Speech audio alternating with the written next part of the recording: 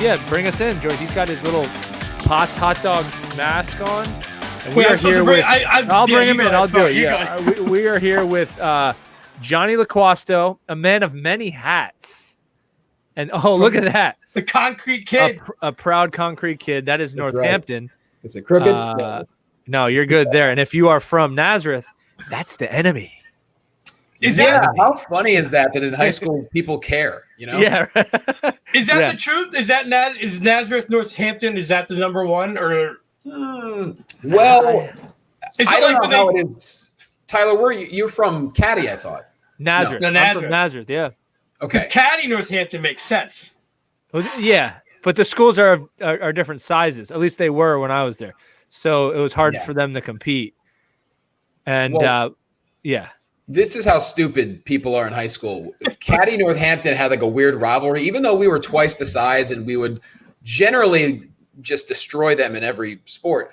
But there was some kind of like turf war. I'll never forget. I think it was like my junior year in high school. And it was all started by a buddy of mine just because his brother was a cop and he could do it. And it got so intense. I never got involved because I'm a pacifist, I guess, or whatever. But it got to the point where literally there was a group of Caddy dudes and a group of Northampton dudes, and it got to a point where like it was one Friday or Saturday night where they were all supposed to meet in this field and just have it out. Yeah. Well, yeah, that would always happen. Somebody on a riding lawnmower giving a speech before they go into battle. That's what Nazareth. That would happen between Nazareth and Easton, and like there would be these fights. And people would be like, "We're all meeting at the football field behind the pizza place." It's like, yeah, well, I know where I'm not going now that I know that there's a fight going to happen. Get beaten up. Yeah, I don't. It's so funny. It's like you hate each other, but like you live next. It's like why? There's no reason to hate each other. Why do we do? Like, what's the point? Yeah, it's just dumb. But do you think they're going to invade Northampton? Like they're just over there going to CVS every day? It's like we're all going to go to King Cone at some point. Well, Jonny, I met you in the Lehigh Valley. I remember we did a show together. Yeah. I don't know how long ago that was. It was me, you, Josh Adam Myers. It was at it was at the first time I met you. It was right off 22. It was at a hotel. Wisecrackers there? No. It was dude, we're talking 2011 then. Yeah, the bar with no name kind of place. Maybe. Yeah, I forget what it was, but yeah, that's when I met you for the first time, and and then you would come back and do a show in the Lehigh Valley. You moved out to LA. How long were you out in LA for? I got out there. I moved to California in 2004, and I was in LA by like 2007, I think. Where were you before LA?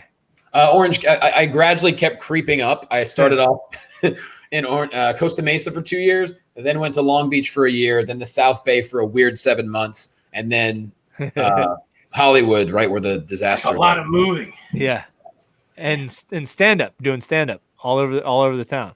Yeah, I didn't want to go near LA for the first bunch of years, and so I got to the point. Part of it's just my own personal fear, I think. Okay, all right.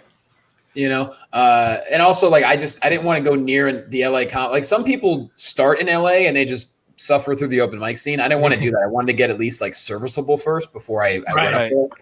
So yeah. And like you say, you're from Northampton, and but you started comedy in California. Yeah. 2005. Ooh, what a ride it's been. That's a pretty good amount of time. 2005. Yeah, I'm definitely older than both of you. That's not George. I'm old. Not man. George. George is an old man. Well, George looks young, that's right. Because I drink Trulies. And you're in a dark room. Anybody can look. Christmas lights on. I think it's you got the weird neon things going on. You look like a teenager right now. A Potts' t-shirt makes everyone look young. Yeah. The thing is though, they delivered this to me today. I felt it was one of the best things that's ever happened in my life. They're like, "Hey, are you around? We'd like to drop off the shirt." Because I took a picture of the line. They had a line of cars outside of the Potts shack. Wow. So I'm like, well, this is insane. So they were kind enough to drop off. You're missing a lot here, Johnny. You're missing a lot of. This is the highlight of my week. Well, and receiving a Potts' T-shirt. That's the. Hot dogs too. Example. What's that? Hot dogs too. There were 4 hot dogs involved. See, Lehigh Valley with love. Come on now. Well, speaking of that, you are in Florida, Orlando, right? Yeah, man, we're half open right now. And you got a job with in pro wrestling. You're commentating, right? I moved here a little over a year ago. And we'll explain that because I don't know as well as Tyler does. Maybe so. What you went from comedy to working in wrestling? What? Well, that's actually a pretty interesting story. It's a cool story. Yeah. It's loaded, loaded story. Wow. So I've been a physical therapist since before I started comedy. Okay. So pretty much off and on the past 15 plus years. Yeah. It's a weird. So that, So I've been working off and on as a physical therapist for 15 plus years, and started stand up in 2005. And just, like we all do when we first start, you just want to get up. You want to hop around. You want to do open mics. You want to make your friends early on, and some stick and some disappear. You know how it is. Then in 2010, I started doing a lot of hosting in 2008, and I got a couple jobs here and there. And, you get to know people. And one job, I was talking to the camera guy, and we started talking about wrestling. A couple of months later, I ended up getting a phone call from a guy named David Marquez, he said, "Hey, I want to meet." And I said, "Okay." We met, and he said, "Hey, I'm starting a professional wrestling television show in LA. It's affiliated with the NWA, and I need someone to do interviews. I was told by my camera guy that you'd be great." I was like, "Okay," and started working in that show in 2010, and I pretty much stayed with it for over 400 episodes up until I made the move last year. And so, all that time, I'm doing stand up the whole time, more or less still working as a physical therapist. And then when I got my the call about moving to Florida and getting this, WWE job, I was actually at my hospital about to walk into a patient room and my phone rang. And I turned around quick. Did you quit on the spot? No, I did tell my bosses and everything, but I still had about a month before I had to move, so I worked a few more weeks and did my last dance. Oh man, dude, that is my fantasy. Was there some guy with a sprained ankle, and he's like, "Johnny, really help me out"? No, this is a hospital, so I'm seeing people bedside, acute care. Okay, so but dude, that is honestly, it's probably never gonna happen because I might never have a real job, but that is my fantasy where I'm at. My job, and I get a call that I get a cool gig, and I could just be like, you know what, I'm out, and I just quit on the spot. Do you ever go to Reddit? On Reddit, there's occasional threads like that, and they're like, tell me your story of how you quit a job. Oh, dude, you can just read it all day because you're like, yes. I saw the best quit. Hilarious. The best quit I've ever seen. My first job when I was out of high school, we were parking cars at a place in the Lehigh Valley. I'm not going to say what the name of it. And the kid quit. We were parking the cars, and we had to wear these neon vests to park the cars. And the kid quit. He was getting yelled at, and he quit. He bundled up the vest, and he threw it at the boss. He said, "You park the cars." But he lived right next to the place. So he just walked home, and we saw him walk into his house. It was the greatest thing I've ever seen. I'm out. He could at least Ferris Bueller one of the cars before he went home. Yeah, right. So how is it down there? Is it because I know Florida's been? I don't want to get political or anything. I'm just curious. Up here, yeah. Well, the curbside, the cocktails to go, so people have been able to do some of that stuff. There hasn't been any outdoor seating or anything really. How is it down there? Is it? We said half open, but are there restaurants open and stuff? Or oh yeah, that's the funny thing is I was actually thinking about taking a road trip back home this weekend to Pennsylvania because it's Memorial Day and I could maybe see some friends. And my one buddy was like, "Dude, there's literally nothing to do here yet." Yeah. I was like, "What?" So Florida's been going for a couple of weeks. We are now, restaurants can be 50% capacity. Bars are getting away with being open if they serve food. So at night, I live walking distance within 7 or 8 bars. I mean, there's as many people as are possibly allowed every night. Floridians don't care, I guess. Is it bad? Is it okay? or like are the cases going up? Like what are what's it like? Not so far. The weird thing is I don't know what Pennsylvania's been doing because Florida has more people in the state and more old people, and Pennsylvania has way more cases than we do. So I don't know what's going on. Yeah. Who knows? Maybe the people in Florida are just immune to stuff because they live in Florida. Because all the hard living they did to be able to move down to Florida. But what do you miss? Like you were going to come up here, and you get back a lot. I know you've been getting back. We do stand-up shows when you come back, but I don't know if you come back more frequently. And when's the last time you've been home? Last time home was holidays. It was like right after New Year's. I went home for a couple of days. I love going home. I mean, I have some family there, but like I have so many close friends that I grew up with and that I still talk to, and that there's nothing like being in the place you grew up in and just going back and hanging out and relaxing. If you go out to a bar, like do you ever go to like a Catasauqua bar and you see a kid from high school and you still hate him, but you don't know him? You ever like the other kid, like you don't know them, but you hate them because they went to the other school, but they're probably like a cool guy? Well, no, we did. Well, it's funny you say that. I still do have a chip on my shoulder going back to sports, but we can get into that. But we had our reunion 2 years ago, and we actually did. I think it was 2 different graduating classes together, and that was interesting. Because there are a lot of people that you don't even recognize, or like because they've gotten married 3 times or had 4 kids or both. Yeah, right. And I've been living like a child forever. So yeah. What's the first thing you do when you get back here? Where do you head? Like if you're getting your first meal, where are you going? Oh, no question. I'm going to Asante. Asante. Oh yeah. I don't even know what that is. I'll look it up. You need to go. It's on Main Street in Northampton. It's about 50 feet from the Roxy Theater. It's the best Italian restaurant, hands down, in the Lehigh Valley. The family, the Asante family, they're from Southern Italy. They're like family to me, culinary wizards, and they constantly are changing the menu, and they just put in a brand new bar that is the most comfortable bar to hang out at. Like I feel like I should work for them when I go home, like, it's so good and it's so delicious and it's so amazing, and I love the family. And that's when I think of home, I think of going there. Like I'll just go by myself and I'll chill at the bar, because on tap they always have at least one really cool specialty beer. There you go. What's the order there?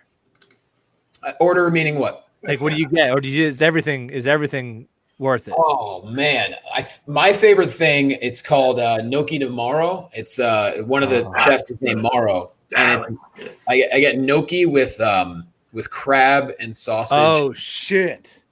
Yeah, I love gnocchi, man. That I might have to do that. Every Friday we have a live show every weekday, and every Friday we do Takeout Friday. I might have to be going there tomorrow. Yo, I might. I've never heard of this place either, so I'm. Oh, dude, that looks good. Trust me. What's great about them is they're. If it was up to them, they would make the most Italian restaurant ever. But they realize, let's be honest, Pennsylvanians are not very well cultured, especially. Their menu is very smart. They have an Americanized menu to where you can get your typical stuff. But if you want to really dive into the Italian cuisine, oh my God, they got everything. All right, I'm down. You don't have to sell me twice, man. And on top of it, it's rare, but if they have their desserts, oh my God. Their tiramisu is second to none. Yeah, I could be talked into some desserts too. I'm putting on my quarantine 15 for sure. Attaboy. But yeah, so are you still doing stand up? Do you think you're adjusting to life in Orlando? You probably are you trying to find out the comedy scene down there? I've only actually been up, to be honest, about 10 times in the past year, which is it's crazy to think about, because you know what it's like, dude. It's like you want to get up. You live in New York. It's like you want to hop around, and so. But I just got so busy with my job, and I loved my job. And I said when I came down here, I was going to just dedicate 100% to my job, and I'm glad I did. And right now, there's no comedy scene anyway. Orlando's interesting. There's a lot of open mics, but there's not a lot of shows with people. Yeah, sounds like New York. Just because there's a lot older crowd. Orlando's a mix. It's actually what I like about Orlando. It's very diverse. There's a lot of different types of people, which is cool. But people think of Disney, they don't really think of. Are there is there like a dive bar in Orlando? Oh yeah. Are there? Yeah. I think I think of Disney. I'm gonna find it down. The whole state of Florida is a dive bar. It's not true. It's just fucking. Did you trashing both of our states? Did you? Yeah. Did you like what? Why wrestling? Have you always had like an interest in it growing up? Yeah, I remember my first event. I was 5. I went with my best friend at the time, who lived two houses away, because that's what happens. Your best friends live next door. Like, yeah. When Especially in Lehigh Valley. Yeah. Yeah. And I never forget, we went to the Allentown Fairgrounds and we saw what was WWF at the time, because I didn't realize this till I was an adult. Allentown was I knew a lot of wrestlers. I didn't know this until I moved here. Yeah, like I knew a lot of wrestlers came there, but I didn't realize like how ingrained it was in the national scene, you know? Mm-hmm. Yeah. And so every time they came to Allentown Fairgrounds, I would try to go as a kid if I could. And then eventually they would start going to Stabler Arena, and I went there a bunch of times too. Yeah. And so this is kind of like a dream job, right? You're like you get to be a kid forever as long as you want to do this, right?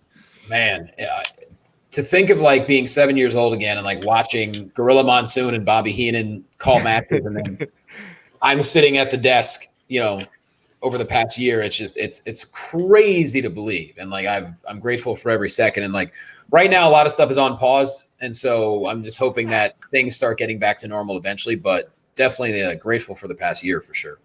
So. How, like, and don't take this the wrong way. Wrestling, it's not fake, right? But do you have like this? What's going to happen, and then you still have to announce it, or are you announcing it as if it's happening, like how do you announce wrestling and be so good at it? Well, I've worn a bunch of different hats this year. Like I've done hosting and ring announcing at live events. I've done interviews backstage. I've done a couple online things, but then you're talking about play-by-play, I guess. Yeah. Right? Yeah. Okay. With that, dude, it's that is a learning curve. And the thing is, I called wrestling matches for 5-6 years out in LA with Championship Wrestling before, but it's just a whole other learning curve. It's like a different level of stuff and storytelling and calling the action and trying to have your timing down. And like, and you can't like get in your own head. Like, did I say that? What should I say? I don't know. Yeah. Like, yeah. You know, I had to do a Little League game once, and I had the hardest time. And nobody cared. And that was difficult. Yeah. Hey, I'm going to bring this up before I forget it. I one time, what is this? I love you have the squeakiest chair on earth, by the way. I know. I got to fix that. I have, this isn't working now. I did an interview with Brian Knobs, a phone interview. This is like 4 or 5 years ago. Look at that guy. Yeah. I think he's from Allentown. Whitehall. Yeah. So he was doing some sort of charity or something, and I got him on the phone. I forget everything, but it was. What do you attribute that to? Why are there so many, like, pro wrestlers from here? Well, I do have a Nasty Boy story for you as well. Yeah. So going back to Stabler Arena, and I don't know what year this was. I must have been maybe 7 or 8, maybe a little bit older. I'd have to go back. It was during the time they were with WWF, so it was like late 80s, I want to say. So everyone knew the Nasty Boys were from Whitehall, right? And everyone knew the Nasty Boys were on the card. And, you know, their music, keep in mind they're heels at the time. They're bad guys. You know, like most people boo them. They had Jimmy Hart as their manager, the whole thing. Their music hits. Everyone erupts. They're cheering for them, right? They get in the ring. And I forget if it was Knobs or Sags that gets on the microphone. And before he even says a word, everyone's cheering. They're chanting, nasty, nasty, all this stuff. And he gets on the mic and he goes, "This is the first time we've been home in 4 years." And everyone's like, yeah. And then he goes, 4 long years. They start cheering more. Yeah. And then he goes, "And it still sucks." And he slams it right down.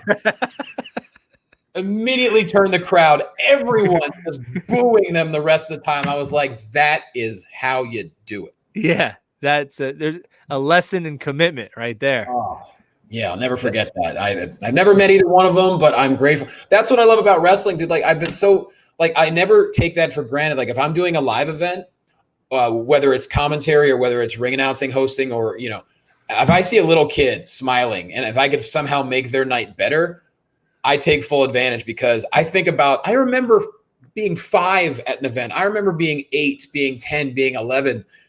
We all have those memories. And it's like, this is a big deal for them. So I do my best to make it awesome for the kids, and the parents really appreciate it. That's something that one of my favorite things, when you see kids smiling and having the best time ever. Oh man. They're spending their hard-earned money on tickets, bringing their kids somewhere, and then you gave them the show that they wanted to see, right? And it's got to make you. And they're like, I can't wait till my kid comes home and tries this off of the bunk bed. Yeah, we all did. So what's going on now? Like, how have things changed for you in the last couple months? Oh, well, like anyone, it's, you know, the quarantine hit, and obviously this is like the craziest time in the last 100 years, I guess we could say, as far as, you know, what's going on. And so I am just trying to be productive. I'm just trying to work on, you know, I'm doing some live streaming like you guys are, trying to edit footage, trying to stay sharp. I still call matches with a buddy of mine who's in the UK. We do it online via Zoom and stuff like that. And so, yeah, it's like anyone. You have more free time than you ever have before, and it's weird. Some people love it. I'm not a binge watcher. I need stuff to do, and so when you asked me to do this, I was like, yeah, how many hours? 3, 4, 5? Yeah, and that's kind of and like, you don't. I love free time. I love not having a ton of shit to do, but you don't want to get the worst thing. Would be if we get re-released to the wild, and you look back on this time and you accomplished nothing, and you're like, what did I do? I had all this time. It's close because we're going to be going into yellow, you know, whatever that means, I think pretty soon, within the next yellow phase in Pennsylvania, which, you know, so it can start. My point is, colors up there. I didn't even know. Yeah, well, 2. We've got 2 red right now. So we could start moving to be open, and I think that, you know, the people who haven't maybe done some stuff constructively might be scrambling to kind of get something in. It's gonna be hard to learn a language in 7 days. But look at this craft I did out of popsicle sticks. Something would be interesting. Yeah. I've been doing the whole self-improvement thing. I'm trying. Well, that's the thing. We all try. And I was just like, you know what? Maybe I want to come out of this a better person. I mean, I did a complete 180 with my diet. I'm doing like the keto bulletproof thing, which is weird. And I think it's working. I don't know. And I'm in the middle of the Deepak Chopra 21-day meditation thing. Awesome. Oh man. How does that, do you see benefits with that? Yeah, that's the thing. It's like, I've never been a therapy. I've been going to therapy now for the past almost year for the first time in my life. And so, but yeah, the meditation thing really does help. If you allow yourself to let it help you, like if you allow yourself to, get. Where do you notice it the most? Where do you notice the benefits the most? Are you the top line of like anger isn't there, or like, are you more calm? Like where do you notice the benefit? I'm not an angry person. I'm always like very mellow. For me, I get in my own head a lot. Oh, dude, that's pretty good. I need this. I need this now.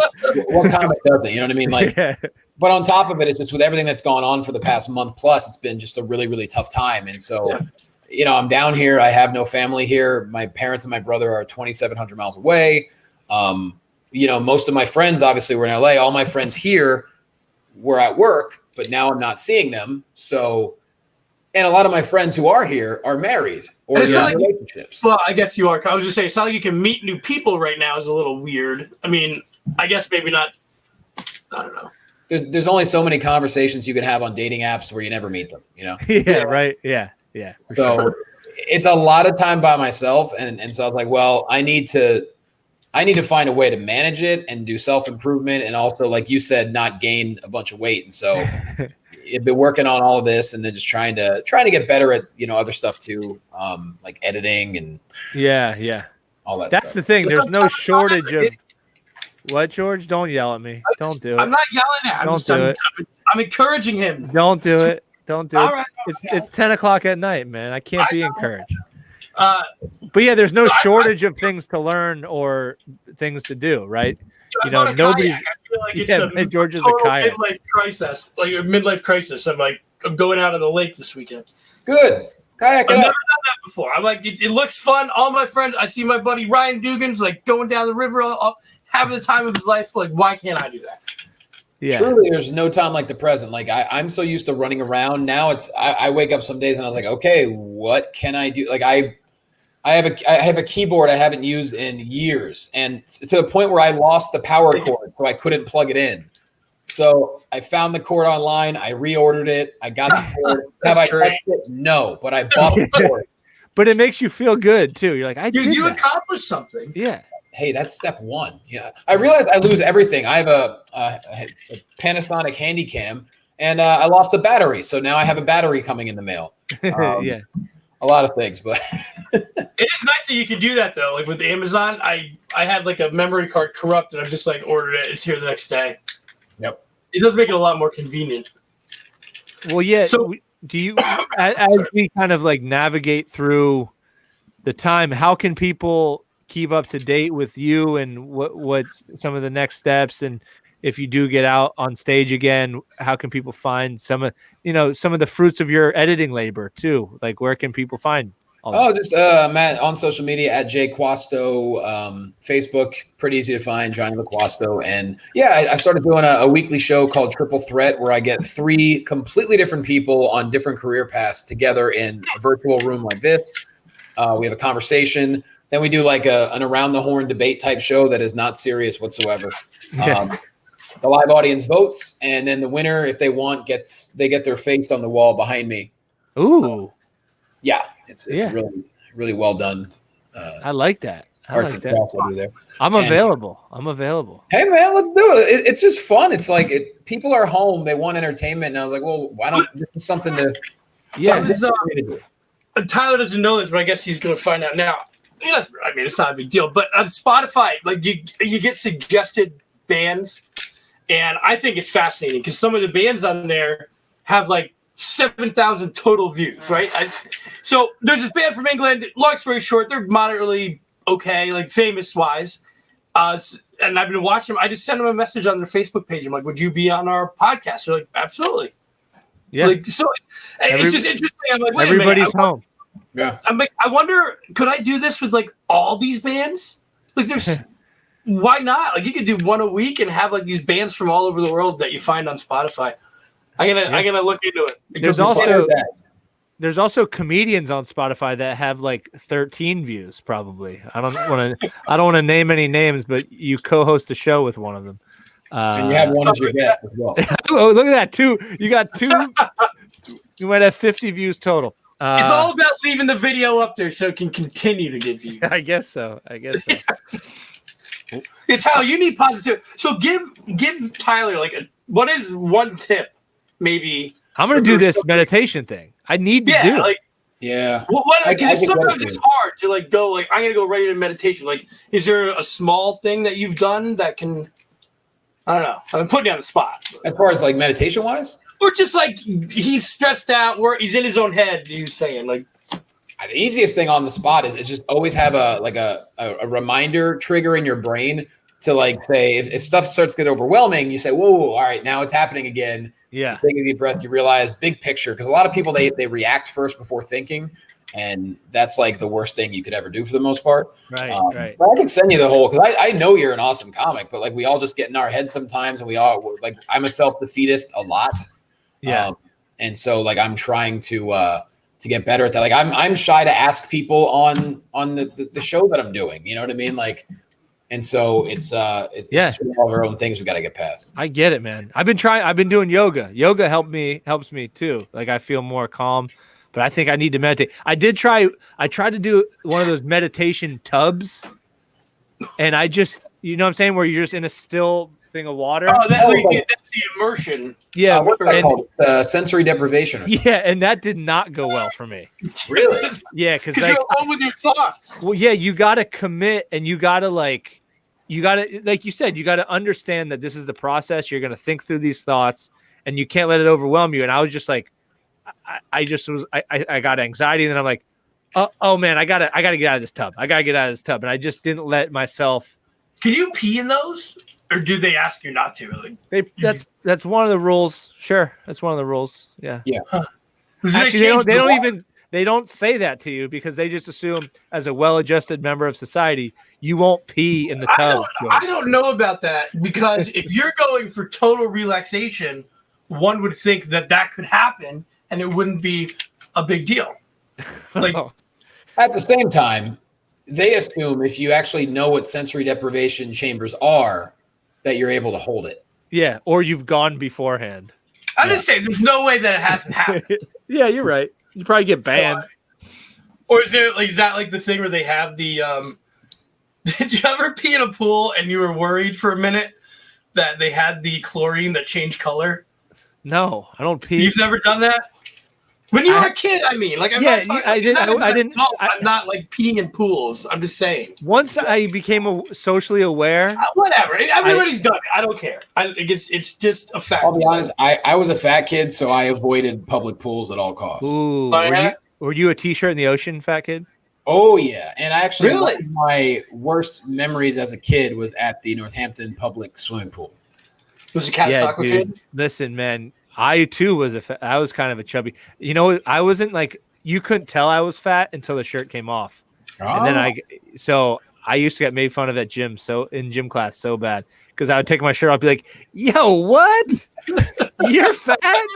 I'm like, "Yeah, I'm fat a little bit, just a little." They're like, "Don't be fooled by the Under Armour." Yeah. So I was a competitive swimmer. I started in kindergarten and I swam till I was like 11, but I started getting chubby in 4th grade. And then it's like, if you look at my sequential elementary school photos, it looks like every year someone just pumped me up with a inflator. And it's like roll them in. Yeah, and like, because I swam on the swim team, I didn't have swim trunks. All I had were Speedos. Yeah. Right? And there's some, oh my God, there's awful photos of me on the swim team. Oh, that's great. Does the swim coach say anything to you? Like, yo, you got to kind of slim down to. He's 11, George. Yeah, I think even back then, you could get away with more back then. I mean, my 4th grade teacher walked around with a 9-iron and would slam it on people's desks. So yeah, it seems aggressive. Yeah. He got away with it, and he's probably still there. Northampton. And if he would catch anyone dozing off, he would just go bam and slam it down on the desk. Probably effective. What do you hate? What do you do when and I mean this in all seriousness because when you're in Northampton, do you go out? Like, are there fun places to go out? Or do people go to other towns? Is it like can you as an adult like us can you go find fun things to do on a regular Friday night, like good party scene? Are we talking in Northampton or in Northampton proper, like in the contained city limits? I've never heard it referred to as Northampton proper. Look at the gin mill. The gin mill's down there. Oh yeah, I've never been there. Well, I've been inside of it. I just never. Yeah, that's actually not bad. It was awful when I lived there, like long time ago, but they fixed it up since. Dude, I don't even know if there are bars. There's got to be bars in Northampton. I just can't think of any. Like there's obviously restaurants, a couple. Yeah. Northampton's more of a let's hang out in the backyard in my house in Lehigh Township kind of or in my basement kind of a place. Well, because I've been so like just searching this stuff. We interviewed this guy from Tamaqua that got a fine. He had a ticket because he had a chair on his porch and he's fighting with the city. It wasn't just any chair; it was a lazy boy. It was a recliner. So we did a live video with him, and it just made me think. It's like, you live in downtown Tamaqua. Where do you go to party? Like, there have to be people who are. Well, who complained about a lazy boy on a porch? Yeah, this is a good story. The code enforcement officer went up to him. It's a long story. You should watch the video, but he's fighting the good fight, and now he might run for mayor. He's fighting the good fight while reclining. Yeah, right. Yeah, he's very relaxed. Wow. So back to the swimming pool story. So I was at my probably like my peak level of fat. I want to say 5th, maybe 6th grade. Like my elementary school picture in 6th grade is embarrassing. I wore a red sweater, so I was like a pale Kool-Aid. It was bad. And so I went with one of my other best friends in childhood. His mom took us both to the swimming pool. And like, I didn't really want to go per se. Like it was nothing I was ever interested in, and all I had was a Speedo. I didn't know any better. I truly thought that all kids wore Speedos. I didn't know that trunks were a thing. I truly didn't know that. And so we get to the swimming pool, and it's a packed day. It's like a Wednesday in the middle of the summer. You know how it gets. And it was packed, and we get to our thing, and you know, I take my shirt off. I just have my black Speedo on, and my buddy's kidding, mind you. We're walking to like the dive. So who says the first thing? Like, what's the first thing? Oh, I'll tell you. So we're walking to where like the diving boards are, because that used to be the thing to do, you know. Yeah. And I'll never forget. I just hear some random kid's voice out of nowhere go, "Hey, Shamu!" And I was so naive. I didn't know he was referring to me. Yeah, you looking around, and you're like, "Yeah, Shamu. Yeah, where's this guy?" I had no idea, and so I was like, "I don't know what's going on." And then I start making my way closer to the diving board, and I get to the diving board, and I hear, "Hey, Shamu, the pool can't handle you jumping off that thing." Oh no! Oh, he's talking about me. And then I'm looking around. God, it's horrible. I'm sorry. No, don't be. I enjoy it. And I realize every kid's wearing swim trunks, and I'm wearing a Speedo, and like I'm fat enough on the diving board. Yeah, like and I'm fat enough to wear the Speedo. It's not conducive to aesthetics. Ooh. And I just got made fun of the whole day, and I tried to no sell it. I tried to like play it off, like I didn't realize it. But yeah, it was. I'm not making fun of the fact yet. I'm making fun of the fact that you didn't know that you thought everybody just wears Speedos. That's why it's so funny. Yeah, I don't know. I maybe I had the opposite of what's the condition where you maybe I had the opposite of body dysmorphia. I didn't realize how out of shape I was. I don't know. You're so proud. But like, that's great. That's great. That was almost as bad as in Boy Scouts one time. I was in Cub Scouts, and then I had to go to Boy Scouts, which also was miserable. I went to some kind of camp out or something I had to do, and I was big, and I was in the outfit. Didn't look good. He's like, I thought you had to wear Speedos in Boy Scouts. Yeah. And you know, in the early '90s, bullying was still cool, and you know, a lot of the scouts from other troops and stuff, they would bully you. And I remember I had to go use the porta potty. And I remember running into the porta potty because I had to go real bad, and like 4 or 5 like dudes saw it, and they for about 10 minutes straight. I don't know how an adult didn't see this.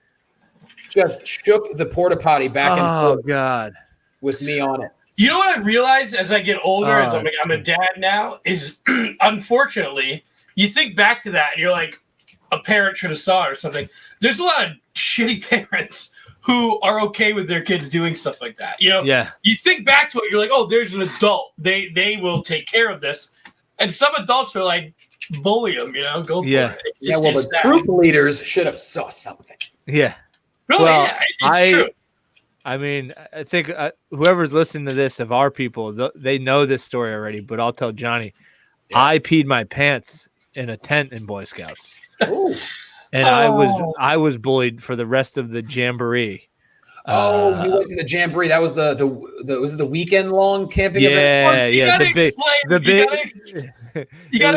one. It was the big jamboree, and I was in the tent, and I just joined the Scouts. I was very late to the game, and I didn't know my way around a tent. I wasn't well versed, and it was in the middle of the night, and I couldn't find the zipper. So, and I had to pee, so I just peed. I just peed in my pants. And the kid in the tent with me was like, "Did you pee your pants last night?" I'm like, I did pee my pants. And then for the rest of the weekend, I was known as the kid that peed his pants. So I'm surprised you didn't get a nickname. they just remove you. I'd rather be the kid who pees his pants than the kid who doesn't know how to work a zipper. Like, that's true. That's true. You know, I was both. Did you ever go away to the week-long scout camp? No, that was it for me. After that weekend, I was done. I'm like, I can't. All these. Some of that stuff is not. I can't compete. Good for you. Did you get to Eagle Scout or anything? No, so my brother was an Eagle Scout. My brother was perfect. Still, pretty much is to this day. He was an Eagle Scout. My parents wanted me to follow in his footsteps. Cub Scouts is okay. I hated Boy Scouts. And I want to apologize to anyone who loves the Boy Scouts. I couldn't stand it. There was nothing about it I found enjoyable. I didn't like going to the campgrounds. I didn't like going to the meetings. I didn't like tying knots. Like there was just nothing. There was nothing in me that was interesting. And I don't know. I just didn't like it. And I begged for like 2 or 3 years to quit, and I was never allowed. There was Eagle, then there was Life, then there was Star. I was Star. I was almost Life when I finally was able to quit. That's still pretty accomplished. That's still up there. I got pretty far. It was tooth and nail, but I think I only got to Weeblo. Oh, that's Cub Scout. Oh wait, no. I got to blue. I was in the blue shirts. Or the gray shirt or the tan shirt. Oh, you made the Boy Scouts. I made for the 1 year when we went to the jamboree. It was it. That was it for me. Yeah, well, I have a problem with the story. It's funny how good parents are at lying to their kids. I remember when I decided I really wanted to quit, my dad was like, "Well, you realize if you're not an Eagle Scout, you might not get into college." That's what they said to me. That's horrible. You can't lie. It's a straight lie. You know. That's what my mom was like. It's gonna look. She's like, it's gonna look so good on your college application. It's like, Mom, I have D's. Like this isn't. I don't want to discount being an Eagle Scout. I think it's a very incredible accomplishment that I could never get. But it's not something where, they're like you're accepted into Harvard immediately. Yeah, like because you make a fire. Yeah. Yeah, it's like you can survive at Snowbound. It doesn't mean you're gonna be on Dean's List. Yeah, exactly. It could come in handy though. It could come in handy for me on Saturday. That's right. Do you think? I mean, I'm thinking about it now. Isn't it like Memorial Day weekend? Like, fuck, it's gonna be bad. Well, no, there's gonna be more. There's gonna be more people to see and help you when you inevitably go. Go under. Take a canoe out to Beltsville and just go ham. I think Beltsville, isn't that where you get diseases though if you fall into that water? No, that's Kutztown University. Yes. Oh, that's good. All right. So what are you then? What's going on now? I know Tyler asked where they can find more information, but like, what are you? When does announcing start again? Do you know what's the future here? My future is kind of up in the air. So right now I'm just focusing on stuff that I can control. Like I said, I'm doing the streaming show. I got a couple other ideas that I want to get started on. That would just be fun, creative, just, trying to stay sharp. And just doing these little self-improvement projects, donating blood and platelets again, trying to, help people out that way. Cool. And people can find all that stuff at JQuasto, at JQuasto, and on Facebook, Jonny Loquasto. We'll tag all that good stuff. Yeah, we'll have all that stuff in there. And check out it's called Triple Threat, right?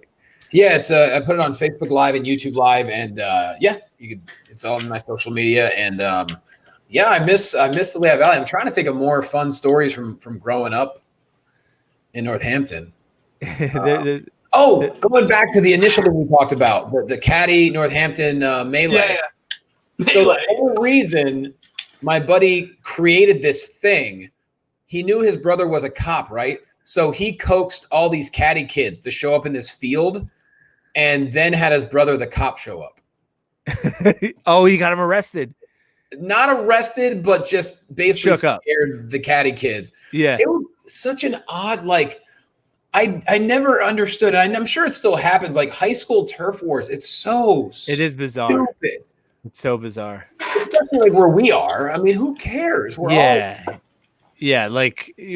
isn't, especially like the Nazareth Northampton beef. Like I remember I went into a Northampton wrestling match, and my buddies were like, "Those guys want to fight you because you played on the basketball team for Nazareth." I'm like, "What is that? Yeah, what is that about? Is that just like how men?"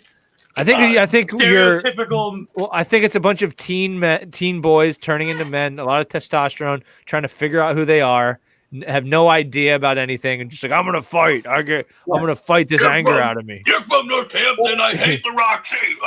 It's like what happens when people never leave a 5-mile radius. No offense to the people who do, but a lot of people just don't evolve and they don't get out of their bubble, and that's why we have people that are not even educated claiming conspiracy theories on. Yeah. Yeah, for sure. Speaking of Nazareth, this is a great one. So we were playing basketball. We were playing Nazareth, and one of my best friends was dating a girl from Nazareth at the time, right? Okay. Name names. Name names. Yeah. I could, but I won't. Yeah. No, I don't have to. So one of my other buddies, I will say his name because he'll love it. Tony Beers, he was our best player. He goes and tells my buddy Brian, just because he wanted to rile him up before the game, right? He told him that one of the other dudes on Nazareth basketball team was hitting on his girlfriend at school that day. Right? Oh, yeah. Oof. And so before the game, I see Brian pacing around the locker room, and Brian's a really even keel, like one of the kindest, gentlest souls ever, pacing around the locker room, just really tense. I go, dude, what's the matter with you? This kid Bond was hitting on my girlfriend. I'm like, how do you know that? He's like, I know. He was doing it. I go, what are you gonna do? He goes, I'm gonna break his legs tonight. I'm gonna break his legs. What?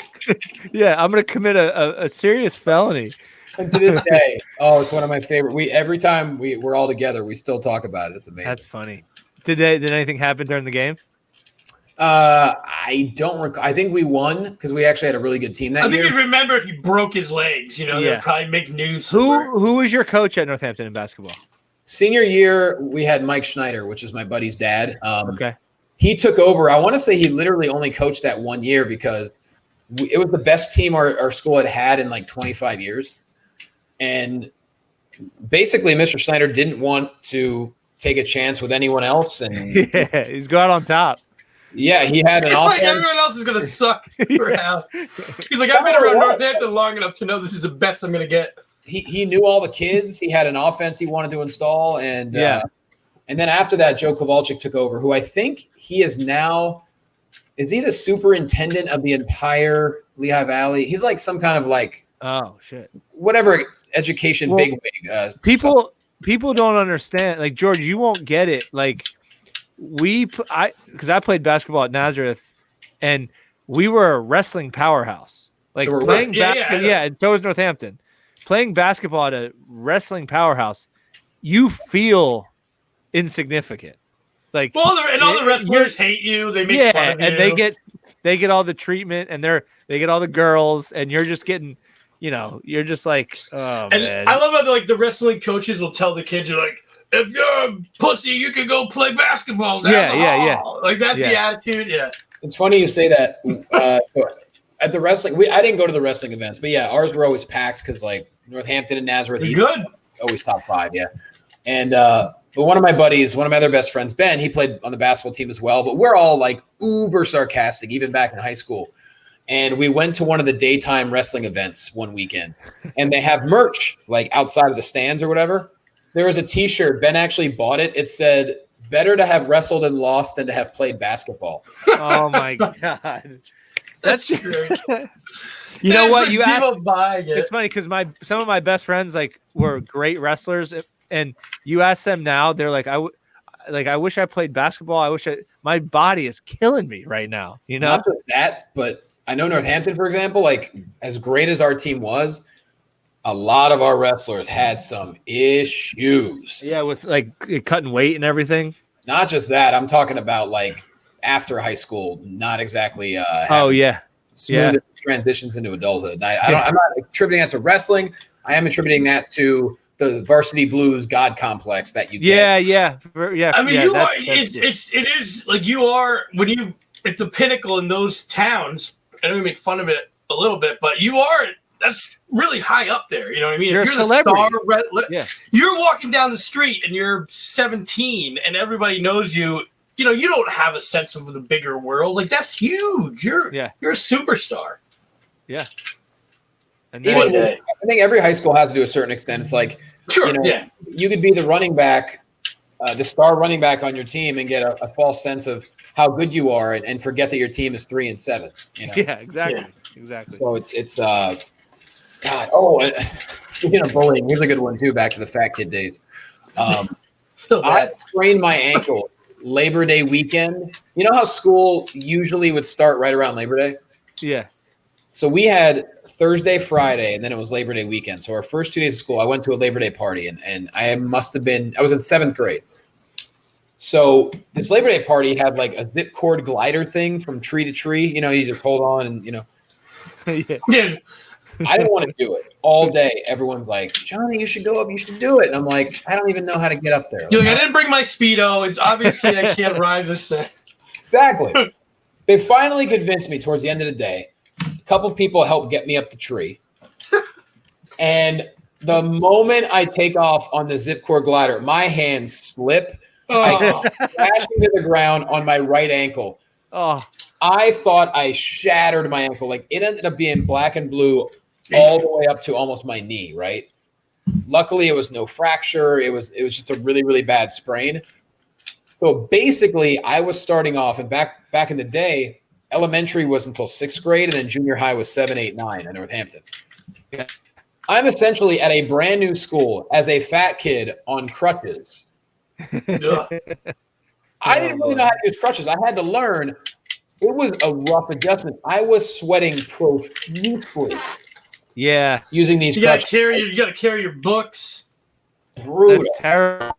And one day after Crutches, school, my brother at the time, he would come down from the high school. He would pick me up and bring me home. My buddy Brad, it was basically his job to wait with me at the Commons, help me out, and then my brother would pick us up and we'd go. Well, one day I was sitting at the Commons, crutches next to me, and this one kid, him and his brother were a couple of years apart, but they were just like rough.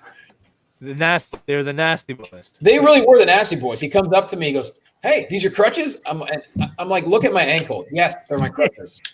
Yes. He goes, "Oh, cool. Can I see them?" I'm like, "What? No." He just takes off on the crutches and just hops around the Commons and then just goes out the door with my crutches. Never comes back. That's awful. So my buddy Brad literally has to help me hobble to my brother's car. I have no idea where the crutches are. They finally find them behind the library a day or two later. Just like Here too late. So cool. Found the crutches. Yeah, so of course there was no GPS device on it. So of course they asked me, they go, "What happened?" Well, of course I'm going to tell the truth. Like, so-and-so took my crutches. Well, he ends up getting in trouble, ends up getting suspended. And this is the kind of kid, like, even as a 6th, 7th grader, there's some people, some kids, you just look at them and you're like, you're in trouble. Like, life is not good to you, right? right. Yeah. So he comes up to me and he goes, "Yeah, just so you know, I'm not going to steal your crutches again." I go, "Oh, okay." He goes, "Yeah, because I don't want to get in trouble again." I remember, I'll never forget, I look back at him like, because my fat kid sarcasm was already developing, because when you're a fat kid, you have to be funny. Otherwise, I remember he goes, "Yeah, I don't want to get in trouble again." I look back at him, I go, "Don't worry, man. I think plenty more is coming." And long story short, neither one of them ended up doing very well. So, Well, good for him. He deserves it. Yeah. Believe- Coming. Well, listen, it looks like Tyler's having some internet issues there. What? Do you not? Does it look fine? Because to me, Tyler's whatever. he's a little pixelated. Yeah. Oh, my internet sucks here. Hey, listen, I should probably go down and go to sleep. My wife is going to get mad. I've been doing this stuff since 4 a.m. Wow. I'm looking forward to going on the lake, though. Like, I'm excited to, like, get out and do something. I haven't been out in nature for – like, we went on a walk last week, but we haven't done anything, like, Nature out doesn't. for a day. Nature does, that's for sure. So I'm Girls looking are forward being to it. very, very emboldened. I think you should film going out in the lake. I did. Hey, I got my these are my kayak attachments. They go right into the kayak. And then I can put my little action cameras on. I'm already ready. I got my drone. I'm set. Yeah. I can't wait till somebody on show where people like dive into it and they come up with a bunch of devices. It's going to be your Oh, my next stickers thing. on it. Yeah. All right, All right, Tyler, well, you're Johnny, thanks, pixelated. man. It's all good. We appreciate it. Thank you so much. It's nice to meet you, and maybe we'll do this again. We'll do it. Yeah. Yeah, was this? When do I see this? Was this live on Instagram? How does it work? What do we This do? is not live. We record these and kind of put a couple more bells and whistles on them, and then we put them out through Right, Facebook. next week. Yeah, like Facebook, we try to stagger them out. Before we were doing them so quickly. Now we're trying to stagger them out so that each episode has some time to breathe. And we're pushing them out. Some of them we're putting ads behind. We're kind of really experimenting with, what can we do with this medium? Are people responding to it? So Can you Photoshop like a pierogi in my mouth or something? I could probably make that happen. We're gonna Photoshop onto you. I'm gonna have Skags on here too, so don't worry. Oh, All right, man. All right, Johnny. Thanks, man. Thanks for having me. I know I'm talking about home. So.